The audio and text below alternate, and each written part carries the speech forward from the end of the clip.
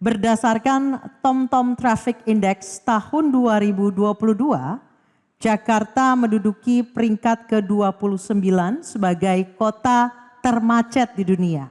Warga Jakarta membutuhkan waktu 53% ekstra lebih lama untuk mencapai tujuan perjalanan mereka selama jam sibuk dibandingkan waktu perjalanan normal.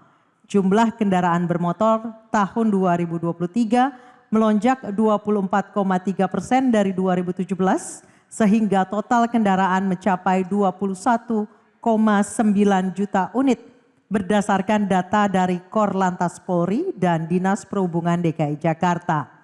Aspek transportasi umum dan mobilitas merupakan kelemahan terbesar Jakarta untuk menjadi kota global. Pertanyaan, bagaimana program strategis dalam 5 tahun kepemimpinan Anda untuk mengatasi kemacetan di Jakarta?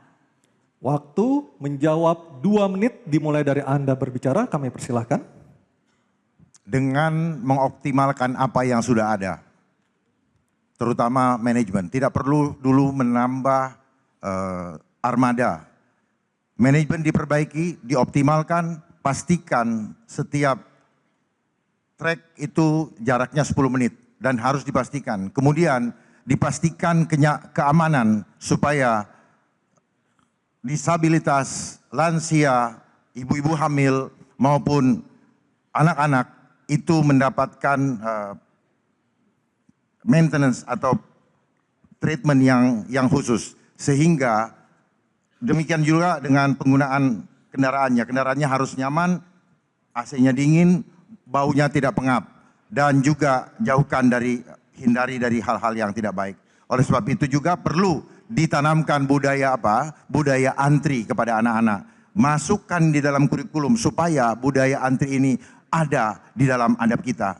Kemudian baru setelah itu kita evaluasi apakah perlu ditambahkan. Kalau perlu baru kita tambahkan. Jangan kita mengeluarkan anggaran tetapi kita sebenarnya tidak tahu faktor mana yang perlu kita perbaiki. Kemudian kita perlu mengurai kemacetan dengan apa? Dengan membuat suatu compound yang tersentralisasi, di mana di situ ada tempat tinggal, ada pasar, ada sekolah, sehingga transportasi ini juga bisa terkonsolidasi dan dibuat minimal 500 meter dari pemukiman sebagai vendor daripada MRT atau LRT ataupun Transjakarta, yaitu mikrotransportasi yang terhubung satu dengan yang lain. Kemudian juga disiapkan kantong-kantong parkir yang nyaman dan aman supaya banyak orang yang mau naik transportasi umum karena keamanan kendaraan yang tinggal itu terjamin. Waktunya habis. Terima kasih. Dan kami persilakan kepada calon gubernur nomor urut 1 Bapak Ridwan Kamil untuk menanggapinya dalam waktu 1 menit. Kami persilakan Pak Ridwan Kamil.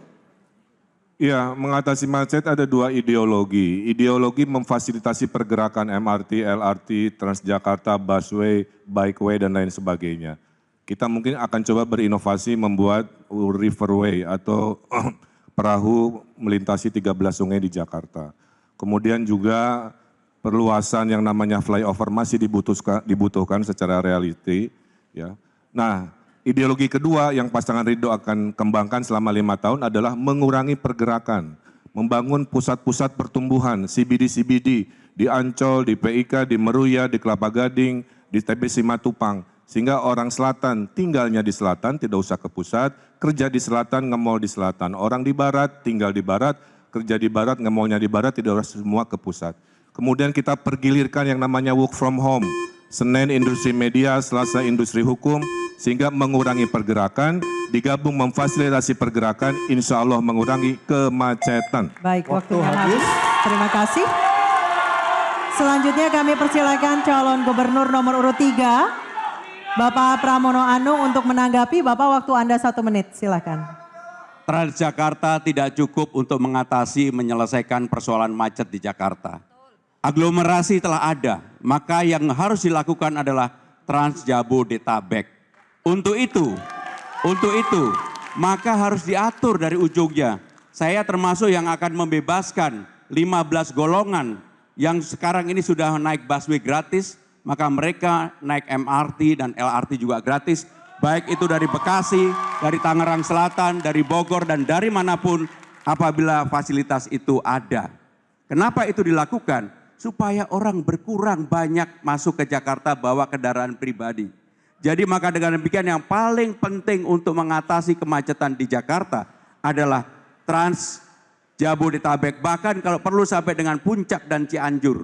Kenapa itu harus dilakukan? Sekali lagi, untuk mengatasi supaya tidak banyak mobil atau kendaraan pribadi yang masuk ke Jakarta. Terima kasih. Baik, terima kasih. Hadirin harap tenang terlebih dahulu. Kami memberikan kesempatan berikutnya kepada calon gubernur nomor urut 2 Bapak Dharma Pongrekun untuk merespon tanggapan kedua calon gubernur nomor urut 1 dan 3. Waktunya 1 menit, kami persilakan. Baik, pendapat dari kedua paslon tidak salah, semua benar. Hanya yang diperlukan adalah prioritas mana yang perlu kita dahulukan. Karena waktu kita hanya 5 tahun, kita tidak bisa berretorika dengan berangan-angan, sementara pada saat kita turun nantinya itu belum terlaksana. Jadi yang pertama kita harus lakukan adalah bagaimana kita mengoptimalkan manajemennya dulu. Jangan sampai aturannya sudah ada tetapi hanya menjadi aturan dan tidak dikawal bagaimana kelanjutannya. Jangan sampai ada programnya apalagi kalau tidak dilaksanakan. Jadi semua menjadi percuma ketika hanya menjadi rencana tanpa eksekusi. Kita perlu segera eksekusi, bukan lagi berdiskusi. Terima kasih.